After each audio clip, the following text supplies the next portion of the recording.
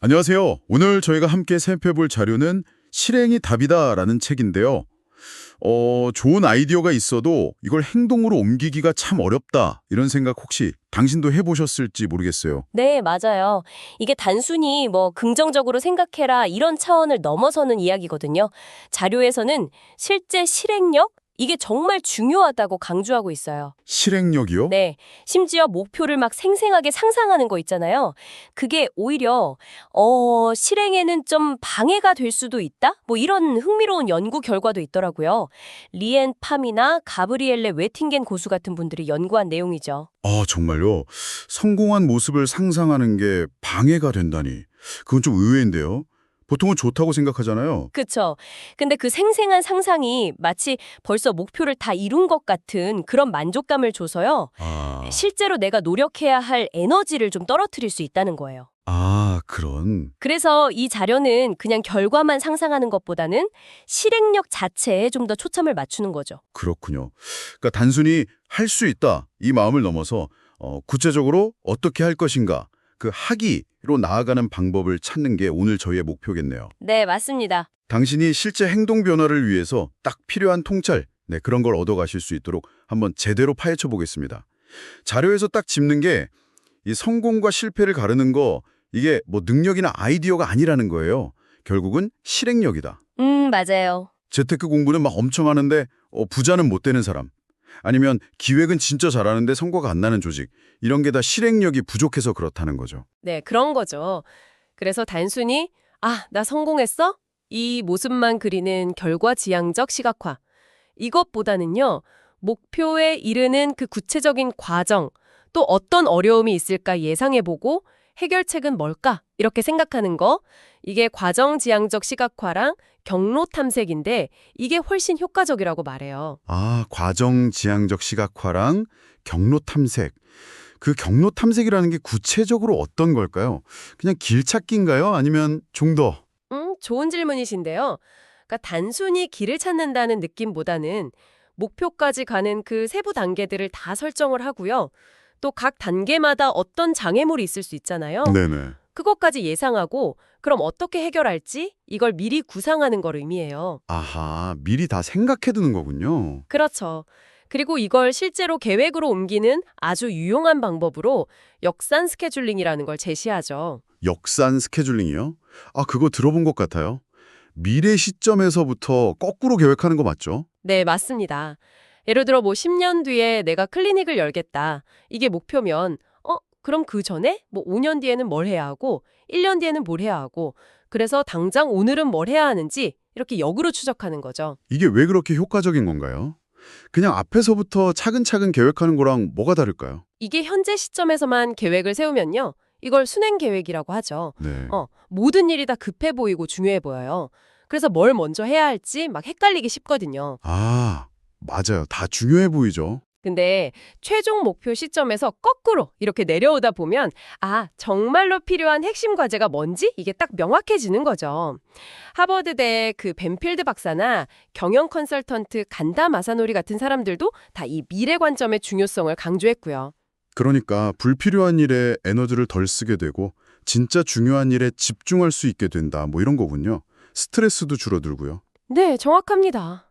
저도 사실 맨날 순행 계획만 세웠는데 거꾸로 생각하는 게 그런 함정을 피하게 해준다니 좀 놀랍네요. 그렇죠. 그런데 아무리 계획을 잘 세워도 예상 못한 일은 꼭 생기잖아요. 그럼요. 계획대로 되는 일이 거의 없죠. 네. 이런 변수에는 어떻게 대처하라고 하나요? 바로 그럴 때 필요한 게 플랜 B입니다. 그러니까 대비책이죠. 성공하는 사람들은 문제 생길 수도 있어. 이걸 외면하지 않고 미리 준비를 한다는 거예요. 중요한 파일 백업해두는 것처럼요. 플랜 B. 네. 그리고 여기서 한 걸음 더 나아가서 정신적 리허설이라는 것도 이야기하는데요. 이게 또 중요해요. 정신적 리허설이요? 네, 예를 들어서 내가 금연 중인데 스트레스 받는 회식 자리에 가게 됐다. 이런 식으로 좀 유혹에 따지기 쉬운 구체적인 상황을 미리 떠올려 보는 거예요. 그리고 그때 나는 이렇게 대처해야지 하고 마음속으로 연습을 해두는 거죠. 그냥 마음속으로 연습하는 게 실제로 효과가 있나요? 그게 좀 네, 이게 효과가 있다고 해요. 우리 뇌에서 의사결정을 담당하는 부분이 전두엽 피질인데 이 부분이 활성화된다고 합니다. 그래서 실제 그 상황이 딱 닥쳤을 때 미리 연습한 대로 긍정적인 행동을 할 가능성이 훨씬 높아진다는 거죠. 와, 신기하네요. 생각만 하는 거랑 미리 리허설해보는 건 완전 다른 거군요. 네, 큰 차이가 있죠. 그렇군요. 계획하고 대비하고 심지어 리허설까지 정말 철저한데요. 자, 마지막으로 이 자료에서 또 강조하는 게 일단 시작하는 것의 힘입니다. 아, 맞아요. 나중에 완벽해지면 해야지, 준비되면 해야지 이런 생각이 사실은 실천을 가로막는 가장 큰 적이다. 뭐 이런 얘기죠. 이게 그 시간 불일치 현상이라는 것 때문인데요. 시간 불일치 현상이요? 네. 지금 당장은 이게 부담스럽고 힘들어 보이는데 미래의 나는 왠지 더 잘할 것 같고 더 여유로울 것 같고 뭐 이런 착각 같은 거죠. 아, 저도 맨날 그런데. 그렇죠. 그래서 완벽한 준비를 기다리기보다는 아주 작은 거라도 괜찮으니까 지금 당장 시작하는 그 행동 지향성이 중요하다고 말해요. 글쓰기 힘들 때 일단 뭐 한 문장이라도 적어보는 것처럼요. 아하. 일단 시작하면 어떻게든 굴러가게 된다는 그 행동 모멘텀의 원리, 그거군요. 네, 맞아요. 말을 억지로 물 마시게 할 순 없지만 일단 물가로 데려다 놓으면 결국 마시게 될 가능성이 높아지는 것처럼요. 비유가 아주 딱인데요. 그렇죠. 시작이 반이라는 말이 괜히 있는 게 아니에요. 아주 작은 첫걸음이라도 내디디면 그게 결국 목표를 완수하게 만드는 어떤 추진력을 만들어준다는 거죠. 네. 오늘 이야기를 쭉 정리해보면 결국 생각을 현실로 만들려면 그냥 막연히 상상만 할 게 아니라 구체적인 경로를 그리고 이게 과정지향 시각화, 경로 탐색, 또 미래에서 현재를 계획하고 역산 스케줄링, 예상치 못한 변수에는 미리 대비하고 플랜 B, 정신적 리허설, 그리고 무엇보다 아주 작게라도 일단 시작하는 행동 모멘텀, 이 태도가 정말 중요하다는 거네요. 그렇습니다. 아, 그리고 실패를 바라보는 관점도 저는 되게 인상 깊었는데요. 실패요? 네, 그 에디슨 이야기 있잖아요.